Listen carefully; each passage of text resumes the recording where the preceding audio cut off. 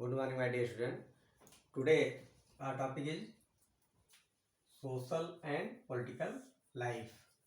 As we know, regarding social and political life, social, how we can competent to elaborate and a particular definition of social and political. All human beings is a part of society.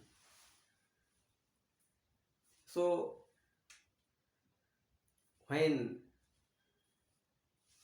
they are anytime making get together and a special group of people or any one people who is interact in our society, we can say this is a social activities. And actually this word it derived from socio and logos. That means it's a study between a human beings. And political, as we very aware about this terminology in since many our classes, wherever we are studying about a relation between different groups of society and interpersonal relations between each of them. And political life, that means in which kinds of ideology they can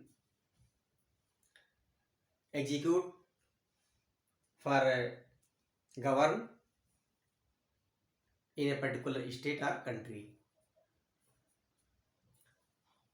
So without society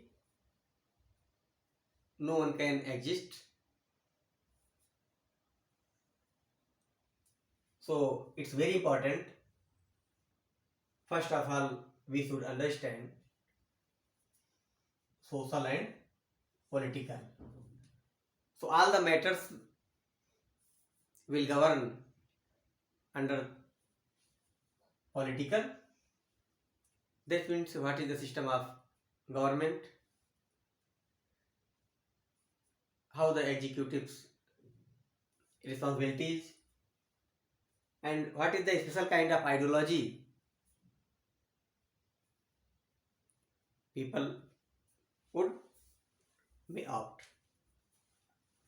So today under this heading we are studying the Indian Constitution. The Indian Constitution. So why does a country need a constitution? जरूरत क्या है constitution की? Constitution की जरूरत क्या है? एक country को क्यों कॉन्स्टिट्यूशन चाहिए? उसकी आवश्यकता क्या है? तो अगर हम इसको देखेंगे तो किसी भी ऑर्गेनाइजेशन को, चाहे फैमिली हो, अपना एक अपने हाउस की बात हम ले लेते हैं, उसको ही अच्छे से चलाने के लिए कुछ गाइडलाइन की जरूरत होती है.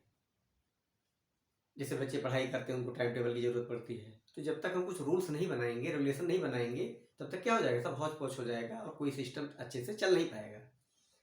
इसलिए कॉन्स्टिट्यूशन की जरूरत होती है, जिससे सब चीजें क्या, जो हमारे उद्देश्य हो, जो हमारे ऑब्जेक्टिव्स हो, वो फुलफिल हो सके, और जो रूटीन वाइज जो वर्क हैं डेली रूटीन के, वो अच्छे से हो सके. इसीलिए हमको नियम कानून की, रूल्स की जरूरत होती है. तो यही अगर ब्रॉड वे में हम कहें, नेशन में, कंट्री, स्टेट, इसके लिए बोलें, तो हमको कॉन्स्टिट्यूशन की जरूरत होती है कि जिसमें एक सर्टेन रूल्स डिफाइन हो, उसके ऑब्जेक्टिव्स हो कि किस तरीके से हमारे देश का शासन संविधान के अनुसार चलेगा. तो इसकी कुछ कैटेगरीज हैं कि जो कि बहुत इंपॉर्टेंट है कि हमको कॉन्स्टिट्यूशन की जरूरत क्यों होती है. First, it lays out certain ideals that form the basis of the kind of country. ये क्या है? एक certain ideals, हर कोई भी जगह हो, जैसे घर का आप एग्जाम्पल ले लीजिए, किसी घर का सबका एक आइडियल्स होता है। कोई स्पिरिचुअल है, कोई साइंटिस्ट है, कोई आर्टिस्ट है, कोई सिंगर है, कोई फार्मर, सबके घर का एक अलग इन्वायरमेंट है, तो उसका रूल्स थोड़ा उससे डिफरेंट होगा। ऐसे कंट्री पे लागू होता है। किसी के आइडियल्स क्या है, उसके आइडियल्स, उसकी फिलोसफी क्या है उस कंट्री की, उसके कल्चर कैसे हैं, उसके हेरिटेज कैसे हैं, किस तरह से उसके जो जो क्रोनोलॉजी है, ग्रेट मैन उसके यहाँ जो महापुरुष हुए हैं, किस तरीके से वो कल्चर डेवलप कर सके हैं, और अगर नहीं है तो किस तरीके से वो अपना इकोनॉमिक और सोशियो का सहारा लेते हुए किस तरह डेवलप करेंगे। तो इसलिए उनकी जो आइडियल्स होती है, उस आइडियल्स को अच्छे से एग्जीक्यूशन के लिए उनको कॉन्स्टिट्यूशन की जरूरत होती है। It lays out certain ideals that form the basis of the kind of country that we as a citizen aspire to live in. जैसा हम रहना चाहते हैं, जिसको हम मानना चाहते हैं, जिस चीज को, जैसा हमारा आदर्श होता है, उसके लिए इसकी जरूरत होती है। Another way we can say a constitution tells us what the fundamental nature of our society। ये भी जरूरत होती है, सबसे पहले जरूरत की फंडामेंटल, हमारी सोसाइटी के फंडामेंटल क्या है। जैसे जो डेवलप्ड कंट्री हैं, अंडर डेवलप्ड कंट्रीज हैं, डेवलपिंग कंट्रीज हैं, तो सब सोसाइटी का फंडामेंटल्स अलग है। जैसे आप उदाहरण ले लीजिए, जिसके लिवलीहुड हैंड टू माउथ है, या लिवलीहुड कम है उनका, जिसका बहुत ज़्यादा है, जिसके पास बैलेंस है, यानी खाने पीने के पास जिसके पास कुछ बचता है, उसका ऑब्जेक्टिव कुछ और होगा, वो कहाँ इन्वेस्ट करना चाहेगा। ऐसे ही यह है कि उस सोसाइटी का फंडामेंटल्स क्या है, उस सोसाइटी की नीड्स क्या है। डेवलपिंग कंट्रीज की नीड्स अलग है, अंडर डेवलपिंग कंट्रीज क्या है, पहले हैंड टू माउथ है, पहले खाना चाहिए उनको। जो डेवलप्ड कंट्रीज है उनको क्या करना है, उनको अपना जो है बहुत सारे वो क्या कर रहे हैं, जो एटॉमिक पावर है, और उसके बाद फिर अपना आर्मी है, फिर बहुत सारे टेक्नोलॉजीज हैं, स्पेस है, तो हर जगह पे वो अपना कहाँ कर रहे हैं, इनोवेशन कर रहे हैं, नए तरीके से नई नई टेक्नोलॉजी ला रहे हैं बहुत सारी चीज़ों में उनके पास। क्यों? क्योंकि उनके पास ऐसे रिसोर्सेज हैं कि वो ऐसा कर सके। तो वहाँ का फंडामेंटल्स अलग है, वहाँ का कॉन्स्टिट्यूशन अलग टाइप से होगा, तभी वहाँ के सोसाइटल आइडियाज पूरे हो सकेंगे। Next, a country is usually made up of different communities of people।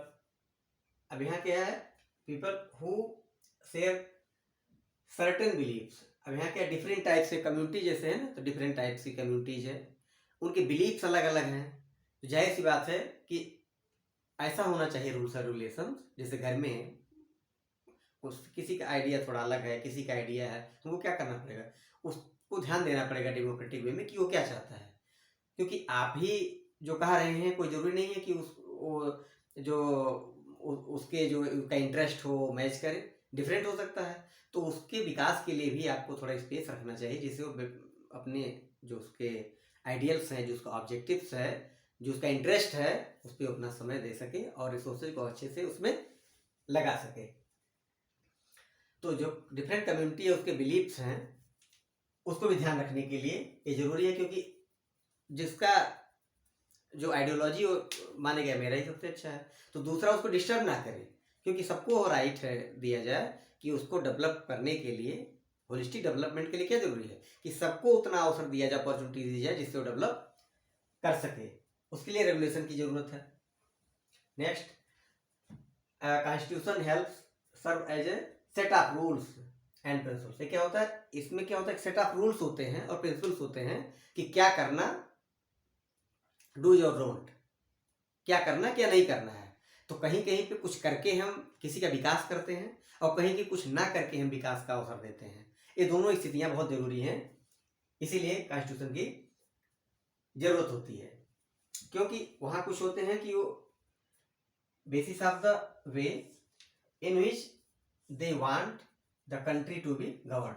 तो क्या चाहते हैं कि जो हमारे बिलीफ्स हैं हमारे कम्युनिटीज के वो हो, और जो हमारे आइडियल्स हो उसकी फुलफिल हो, जो हमारा ऑब्जेक्ट हो वो भी फुलफिल हो।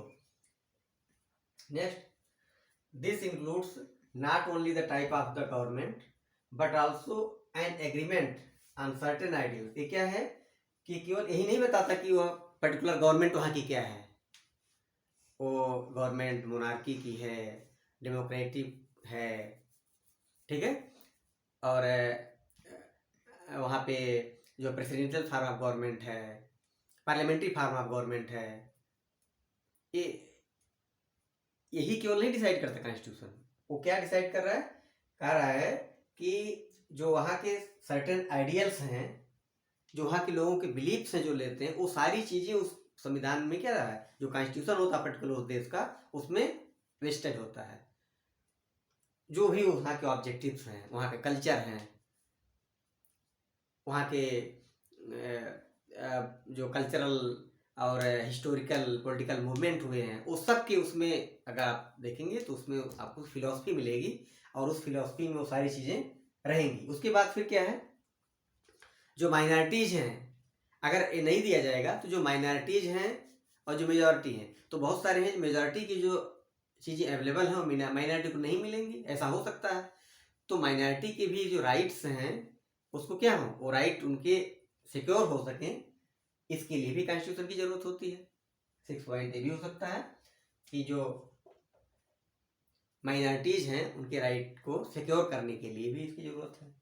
और फिर क्या है, अगला पॉइंट 7 ये भी हो सकता है कि जो कम्युनिटी है, कभी कभी क्या होता है कि एक कम्युनिटी दूसरी कम्युनिटी में क्या होता है, बहुत सारी चीज़ों को लेकर के एक क्लैश होता है, तो उसको गवर्न करने के लिए, उसको एडमिनिस्टर करने के लिए भी इसकी ज़रूरत है। और फिर तो ये क्या हो गया, इंटर कम्युनिटी हो गया।